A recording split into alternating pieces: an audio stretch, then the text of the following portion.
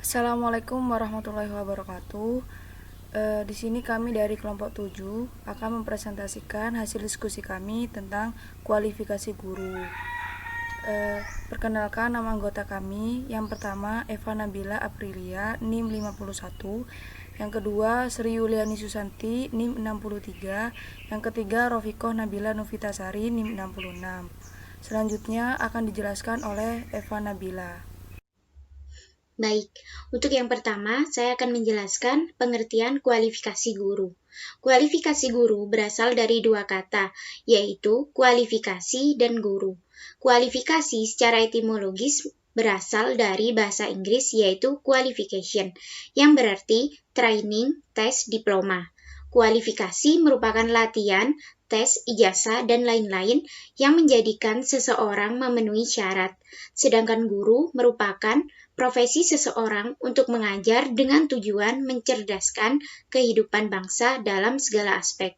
Sehingga dapat disimpulkan bahwa kualifikasi guru adalah ijazah akademik atau keahlian seorang guru yang dapat digunakan sebagai persyaratan yang harus dipenuhi untuk menduduki jabatan serta melaksanakan tugasnya sebagai pendidik. Selanjutnya adalah Undang-Undang Kualifikasi Guru. Undang-Undang Kualifikasi Guru di sini dibagi menjadi dua, yaitu Peraturan Pemerintah Nomor 74 Tahun 2008 tentang Guru dan Undang-Undang Nomor 14 Tahun 2005 tentang Guru dan Dosen. Undang-undang yang pertama adalah Peraturan Pemerintah Nomor 74 Tahun 2008 tentang Guru. Terdapat dua pasal, yaitu pasal 1 dan pasal 10A. Pasal 1 yaitu kualifikasi akademik adalah ijazah jenjang pendidikan akademik yang harus dimiliki oleh guru sesuai dengan jenis, jenjang, dan satuan pendidikan formal di tempat penugasan. Sedangkan pasal 10A adalah setiap orang yang memiliki keahlian khusus yang dibutuhkan oleh satuan pendidikan, baik yang sudah atau belum memenuhi kualifikasi akademik dan tidak memiliki sertifikat pendidik dapat diangkat menjadi guru.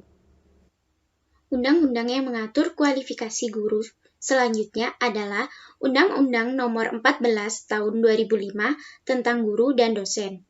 Yang pertama adalah Bab 1 Pasal 1, yaitu kualifikasi akademik adalah ijazah jenjang pendidikan akademik yang harus dimiliki guru dan dosen sesuai dengan jenis, jenjang, dan satuan pendidikan formal di tempat penugasan.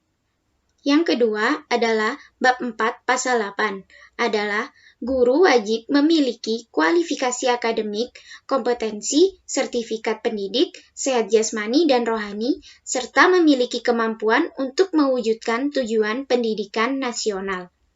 Dan yang ketiga adalah Bab 5 Pasal 45 dan 46.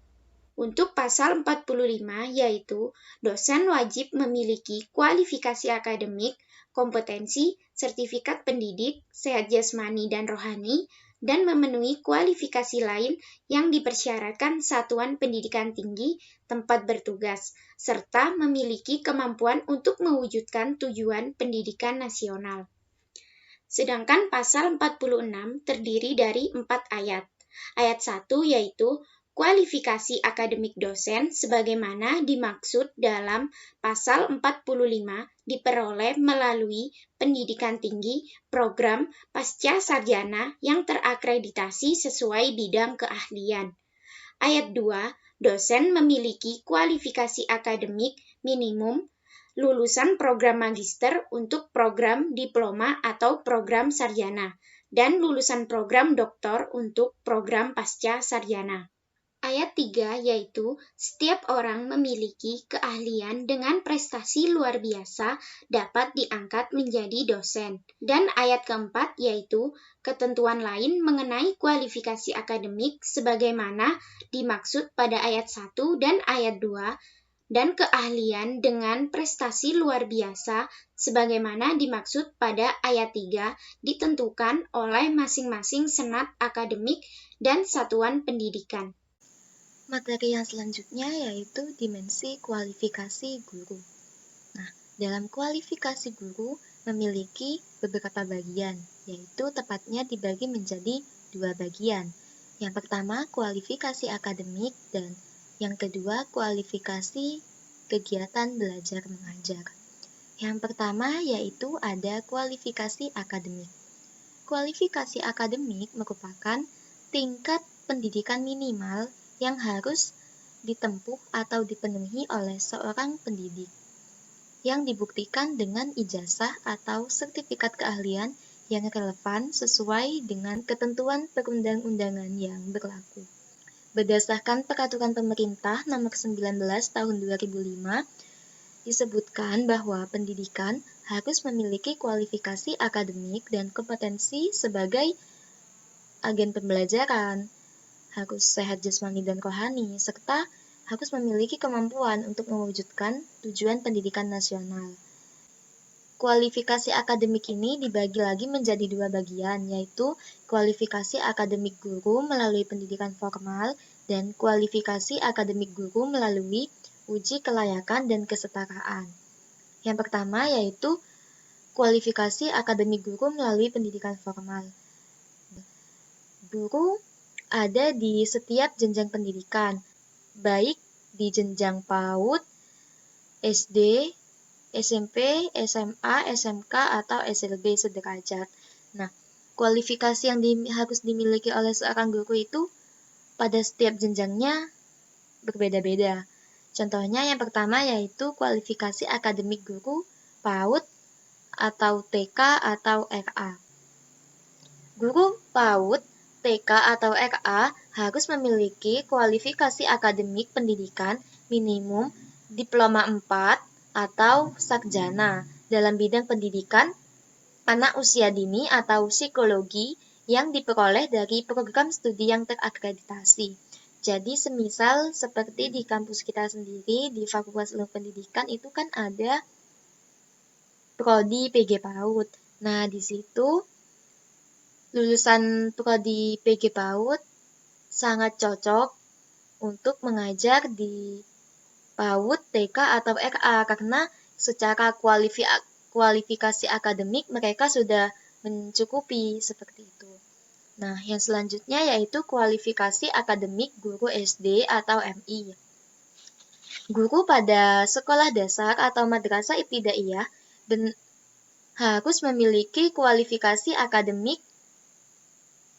pendidikan minimum diploma 4 atau sarjana dalam bidang pendidikan SD atau MI, biasanya dikenal dengan PGSD atau PGMI, atau psikologi yang diperoleh dari program studi yang terakreditasi, seperti yang ada di kampus kita juga, yaitu PGSD. Nah, itu kan liniernya atau searahnya itu mengajar pada sekolah dasar. Jadi, guru-guru yang ada di SD itu alangkah lebih baiknya jika memiliki kualifikasi akademik yang sesuai dengan jenjang pendidikan yang telah ditempuh, seperti itu. Yang selanjutnya yaitu ada kualifikasi akademik guru SMP atau MTS. Guru pada SMP atau MTS harus memiliki kualifikasi pendidikan minimum diploma 4 atau sarjana, program studi yang sesuai dengan mata pelajaran yang diajarkan, dan diperoleh dari program studi yang terakreditasi. Seperti yang kita ketahui bahwa kalau di SMP, gurunya banyak, beda-beda. Seperti ada guru mata pelajaran Bahasa Indonesia, guru pelajaran IPA, guru pelajaran matematika, guru pelajaran PPKN, dan sebagainya. Nah, itu biasanya berasal dari prodi pendidikan matematika, prodi pendidikan IPA, prodi pendidikan bahasa dan sastra Indonesia. Jadi, secara kualifikasi akademik guru yang ada di SMP atau MTS itu harus searah atau sesuai dengan bidang yang diampu nanti. Misal, lulusan pendidikan IPA. Nah, nanti jika mengajar di SMP akan mengajar atau mengampu mata pelajaran IPA, seperti itu. Untuk yang selanjutnya yaitu ada kualifikasi akademik guru SMA atau MA.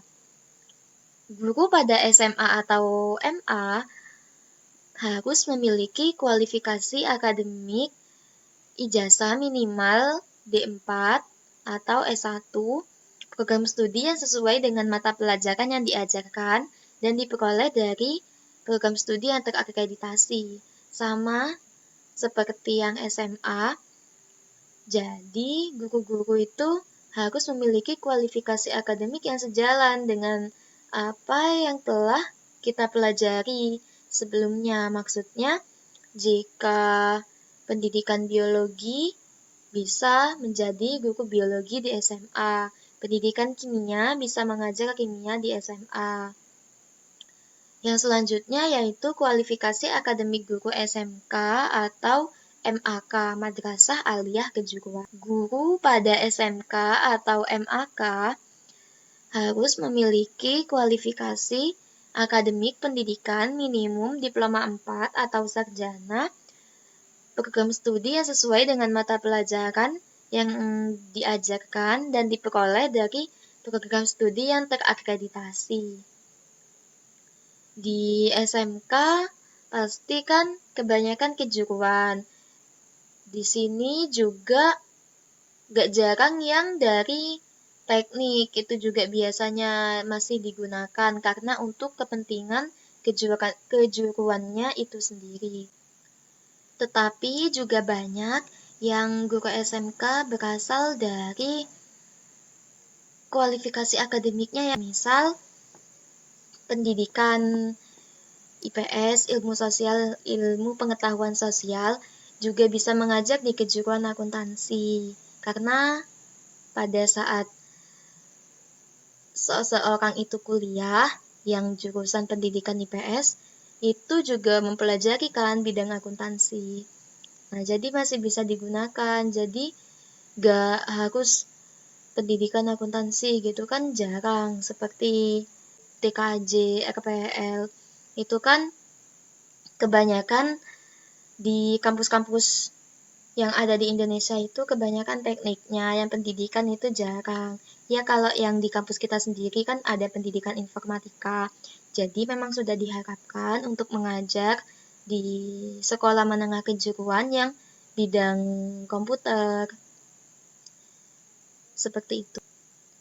Jadi untuk yang di SMK itu kebanyakan jika dilihat dari kondisi nyatanya masih banyak yang tidak sesuai, maksudnya gak melulu dari pendidikan atau yang bertitel SPD gitu. Kebanyakan masih menggunakan yang teknik karena kan di sini memperhatikan kejuruannya itu sendiri. Yang selanjutnya yaitu kualifikasi akademik guru SDLB, SMPLB atau SMALB. Intinya itu sekolah luar biasa, baik jenjang SD, SMP, ataupun SMA. Kualifikasinya sama, harus berasal dari lulusan atau harus memiliki kualifikasi akademik pendidikan minimum diploma 4 atau sarjana dengan prodi pendidikan khusus atau sarjana yang sesuai dengan mata pelajaran yang diampu dan diperoleh dari program studi yang terakreditasi. Mengapa kok program pendidikan khusus? Di situ ada biasanya di beberapa kampus ada pendidikan luar biasa. Di situ memang sudah diharapkan untuk mengajar di SLB atau enggak bisa menggunakan yang lulusan psikologi untuk mengatasi mereka yang luar biasa. Untuk yang selanjutnya yaitu ada kualifikasi akademik guru melalui uji kelayakan dan kesetaraan. Apa sih kualifikasi akademik guru melalui uji kelayakan dan kesetaraan ini? Nah, kualifikasi akademik yang dipersyaratkan untuk dapat diangkat sebagai guru dalam bidang-bidang khusus yang sangat diperlukan tetapi belum dikembangkan di perguruan tinggi. Biasanya dapat diperoleh melalui uji kelayakan dan kesetaraan. Contohnya, Kualifikasi akademik guru melalui uji kesetaraan ini seperti jika ada seorang guru yang biasanya kalau ada di pelosok, kan ada guru yang belum atau masih dalam tahap kuliah, tapi sudah mengajar, masih belum menyandang status sarjananya. Dia masih dalam kuliah tetapi juga sambil mengajar karena tenaganya sangat diperlukan di lembaga atau di tempat tersebut. Jadi memang mau tidak mau harus kuliah sambil kerja. Nah, di situ ada kualifikasi akademik guru melalui uji kelayakan dan kesetaraan untuk menguji apakah seseorang ini sudah pantas atau tidak menjadi guru yang sebenarnya. Seperti itu biasanya yang melakukan itu pengawas. Pengawas kan di pendidikan tingkat kabupaten atau kecamatan kan ada cabang dinas. Itu setiap cabang dinas ada pengawasnya. Jadi pengawas bisa melakukan sewaktu-waktu kayak seperti penilaian kepada beberapa guru. Jadi di situ juga bisa mendapatkan seorang guru jika sudah dinilai, sudah diuji kelayakan dan kesetaraannya, akan mendapatkan seperti sertifikat atau tanda atau bukti bahwa guru tersebut memang layak, seperti itu. Yang selanjutnya yaitu kualifikasi kegiatan belajar mengajar. Kuantitas dan kualitas seorang guru dalam melangsungkan kegiatan belajar mengajar adalah kompetensi guru yang merupakan kualifikasi yang harus dipenuhi guru dalam mengajar. Jadi, seorang guru harus memenuhi kemampuan dalam kegiatan belajar mengajar. Jadi, di sini seorang guru harus bisa melakukan kegiatan belajar mengajar. Yang pertama, ada rencana pembelajaran. Sebelum memulai pada kegiatan inti, yaitu mengajar, seorang guru harus memiliki rencana pembelajaran yang biasanya kita kenal dengan singkatan RPP. Nah, rencana pembelajaran ini yang pertama sudah tercermin atau tercantum dalam kalender pendidikan, program kerja tahunan, program kerja semester, program kerja bulanan, dan program kerja mingguan hingga jadwal pelajaran. Jadi ada kalender pendidikan. Dalam kalender pendidikan biasanya ditetapkan oleh Kementerian Pendidikan. Nah, ketika sudah ada kalender pendidikan, di sana kan diketahui itu hari belajar efektifnya itu tanggal berapa saja, hari ini ada libur itu. Jadi seorang guru harus melihat itu sebelum melakukan kegiatan mengajar dan juga membuat prota dan juga promes atau program kerja tahunan dan program kerja semester hingga program kerja bulanan, dan ini juga sangkut pautnya dengan RPP itu tadi, rencana pembelajaran yang akan kita sampaikan. Seperti pada pertemuan pertama kita akan menyampaikan materi tentang A gitu. Jadi kita harus merancang materi bab A ini selesai kira-kira berapa pertemuan ya gitu. Jadi kita harus membuat program kerja kita atau seperti jadwal seorang guru akan memberikan pembelajaran ke siswanya. Tidak hanya memberikan materi kan, biasanya ada minggu pertama itu bab A, minggu pertama memberikan materi, minggu kedua memberikan project, minggu ketiga memberikan evaluasi atau projectnya itu dievaluasi, lanjut lagi ke bab B, bab selanjutnya, seperti itu. Di sana juga harus dicantumin juga kalau semisal kita akan mengadakan ujian seperti ulangan harian gitu. Jadi harus dipertimbangkan. Juga harus diatur waktunya, takutnya ada kendala seperti adanya guru tiba-tiba sakit atau tiba-tiba workshop, jadi kan tidak bisa mengajar di kelas. Nah, apa yang harus akan guru lakukan ketika hal itu terjadi? Jadi di situ seharus sudah memikirkan kemungkinan-kemungkinan yang akan terjadi pada saat kita mengajar, tetapi yang di rencana pembelajaran ini hanya dalam bentuk rencana pembelajaran saja. Nah, untuk jadwal pelajaran biasanya kalau di sekolah yang buat itu Waka Kurikulum. Untuk yang selanjutnya yaitu ada prosedur mengajar. Prosedur mengajar merupakan urutan langkah-langkah yang harus dilakukan guru dalam kegiatan mengajar. Seorang guru berperan penting dalam keberhasilan seorang siswa dalam proses belajarnya. Maka dari itu, guru dalam mengajar harus memiliki prosedur yang baik, benar-benar matang, seperti menyiapkan metode, media, dan latihan yang sesuai dengan tujuan pembelajaran. Yang pertama, kita di awal tadi kan sudah buat rencana. Nah, di rencana ini kan kita membuat bab A membutuhkan apa saja. Nah, nanti pada prosedur mengajar kita tinggal melaksanakan apa yang telah kita rencanakan di awal. Jadi disiapkan semua sesuai dengan tujuan pembelajaran, baru kita komunikasi dengan siswa seperti menyampaikan tujuan pembelajaran, bertanya kabarnya siswa, mengabsen. Nah, baru ke mendemonstrasikan metode mengajar.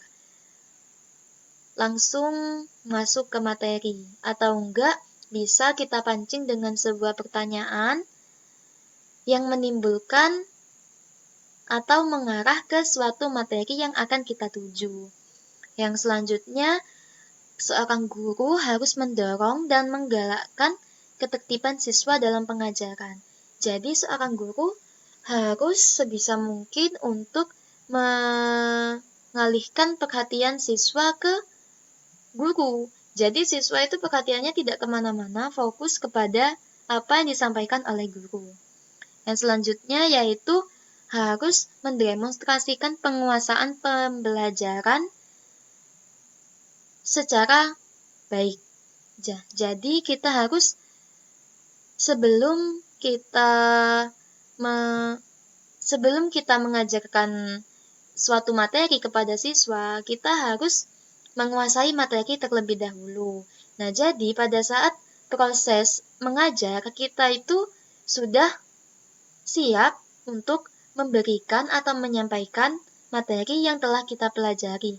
Dan di situ, guru bertanggung jawab dalam kemampuan siswa atau guru bertanggung jawab dalam pemahaman siswa. Jadi, paham atau tidaknya siswa, disitulah tanggung jawab seorang guru diperlukan. Jadi, kalau siswa tidak paham atau tidak mengerti, itu bisa dilihat.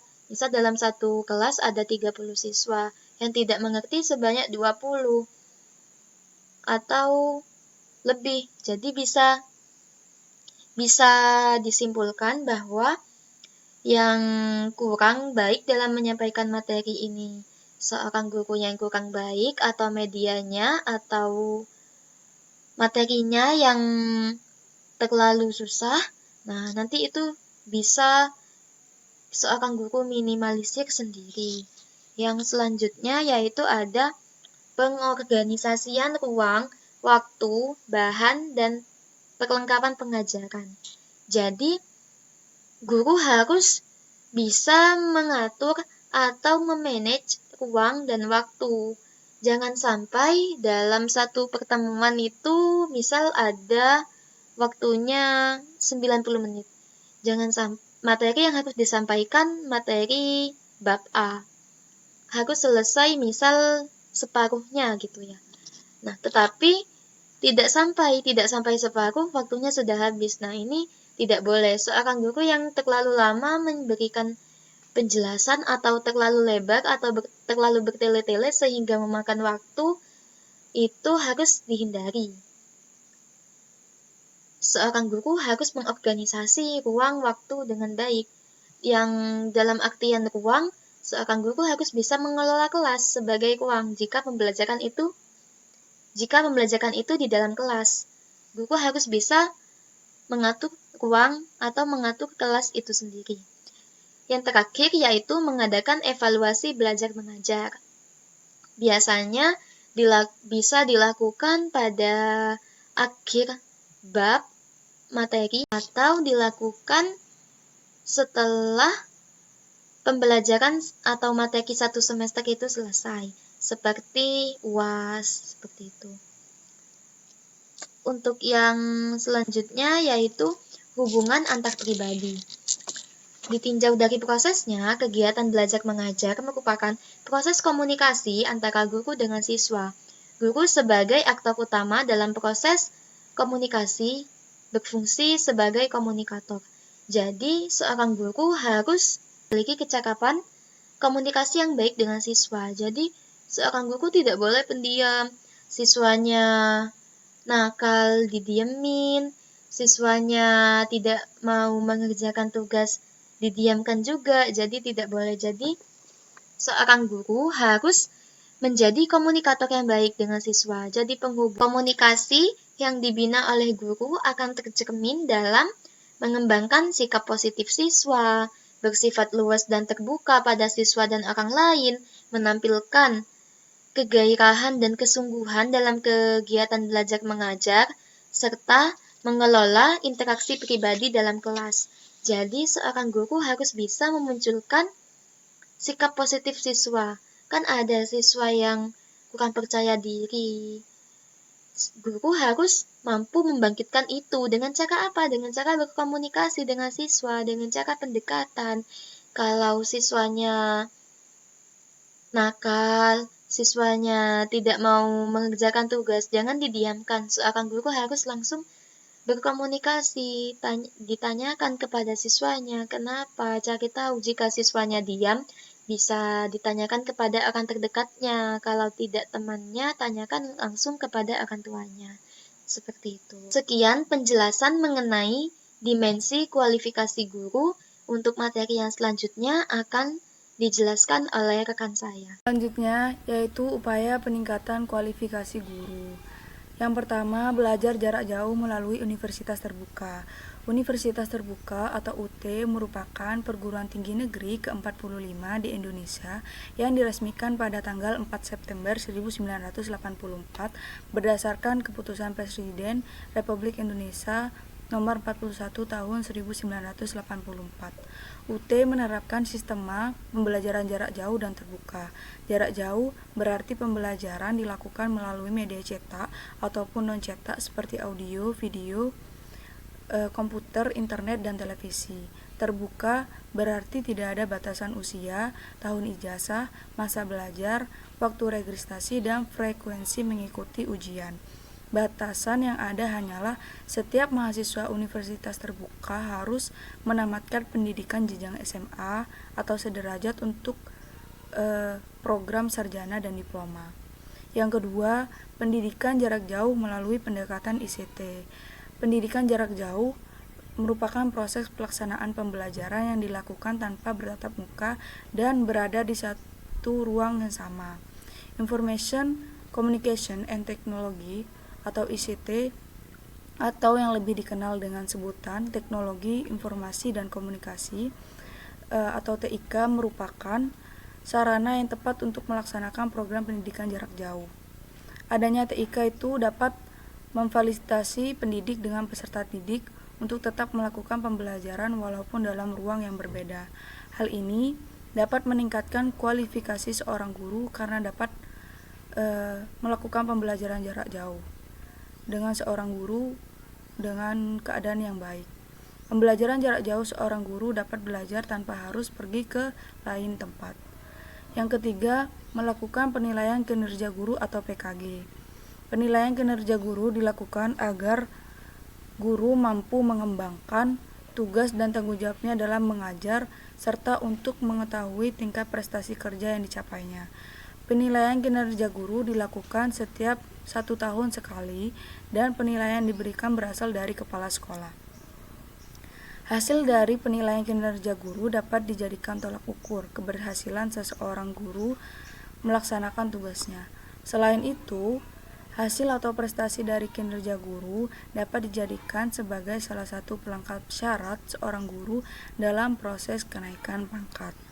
Yang keempat, melalui uji kompetensi guru atau UKG. Uji kompetensi guru merupakan kegiatan yang dilakukan untuk mengukur kompetensi seorang guru.